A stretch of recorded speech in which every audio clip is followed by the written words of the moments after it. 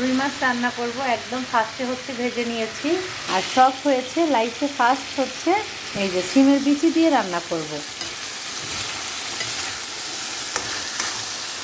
তো কী অবস্থা দেখতেই পাচ্ছেন আমার রান্না বাড়ার আজকে। তো সিমের বিচি এত বিশ্রী গন্ধ, ও মাই গড। তারপরে হচ্ছে এগুলা সেজন্য আগে সিদ্ধ করে নিয়েছি, তারপর ধুইছি। এখন দেখি খাইতে পারবো কিনা সন্দেহ। আমার হাজব্যান্ড বলতেছিল ফালাই দাও, বাট দেখতে সুন্দর এগুলা।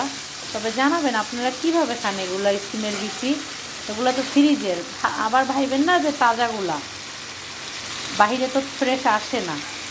তো খুব শখ হয়েছে যে সিমের বিচি দিয়ে রুই মাছ রান্না খাবো, বাট এখন এই অবস্থা।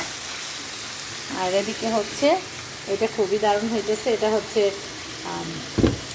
কী বলে, পুঁই শাক দিয়ে হচ্ছে হালকা একটু মাখা মাখা ঝোল করে এটা হচ্ছে আমি হচ্ছে ইয়ে করতেছি, চিংড়ি মাছ।